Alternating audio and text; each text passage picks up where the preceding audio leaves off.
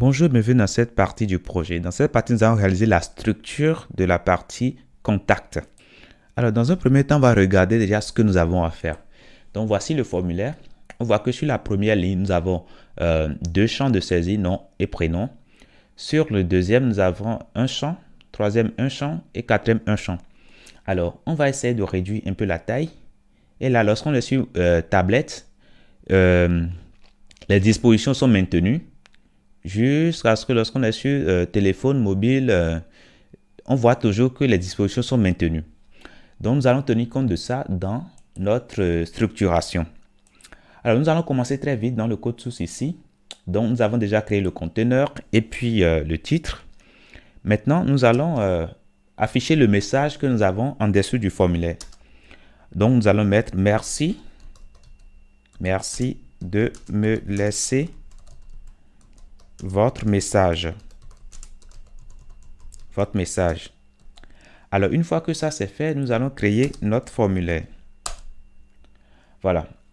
Alors, déjà, tout ce que nous avons dedans ne nous intéresse pas, donc on va l'enlever. Et maintenant, à l'intérieur ici, nous allons créer des lignes. Alors, si on regarde bien sur notre formulaire, ici, nous avons 2, 3, 4 lignes, vous voyez. Donc, ce que nous allons faire, nous allons créer déjà une première ligne, div row. Voilà, ce sera notre première ligne. Maintenant, sur cette ligne, nous avons deux éléments. Nous avons deux éléments, nom et prénom. Donc, nous allons créer un div call. Voilà. Et dans ce div, nous aurons quoi? Nous aurons tout simplement le label qui va garder le nom et son champ associé. Son champ associé sera input. Voilà, de type test.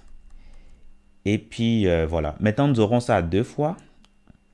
Donc, deuxième fois, ce sera pour le prénom. Donc, on mettra ici prénom. Prénom, voilà. Là, c'est bon pour la première ligne. Alors, si on veut, on va donner un ID ici. ID prénom. Et ici, dans le for, on mettra prénom. Voilà. Ici, on mettra ID nom. Et en haut, ici, dans for, on mettra nom. Alors là, c'est bon, c'est fait. Maintenant, nous allons continuer. Ça reste maintenant l'email. Donc, nous allons créer un div. Et cette fois-ci, nous allons mettre form group. Form group. Voilà. Là, c'est bon. Maintenant, à l'intérieur, nous allons mettre le label. Alors, notez que lorsqu'on ne met pas explicitement row, ben, c'est considéré comme une ligne, vous voyez. Alors, maintenant, si vous avez plusieurs éléments à mettre sur la ligne, ce sera bien de mettre row et à l'intérieur de mettre des cols. Mais si vous voulez garder votre champ sur toute la ligne, vous n'êtes pas obligé. Alors, donc, on va mettre le label et ici, ce sera email. Maintenant, l'input, ce sera de type email. Voilà. Et puis, on peut lui donner un ID qui sera email. Et dans le for ici, on mettra email. Alors, une fois que ça, c'est bon, on a maintenant la partie objet. Donc, si on veut, on va copier ceci et coller. Voilà. Et là, on mettra objet. Objet, voilà.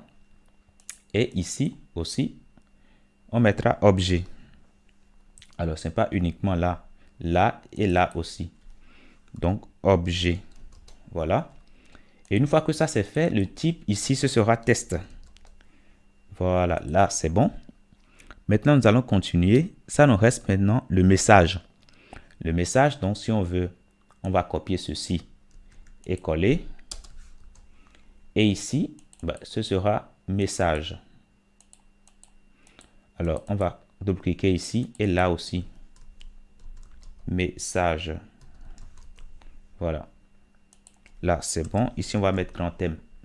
Maintenant, on ne va pas utiliser un champ input parce que un champ input reste sur une ligne.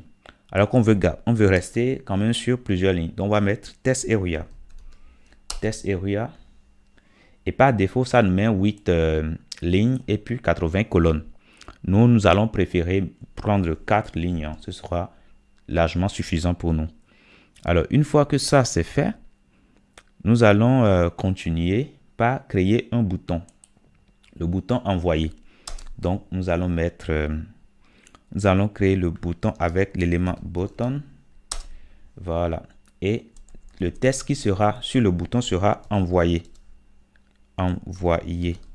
Comme ça, voilà. On va styler le bouton. Donc, classe.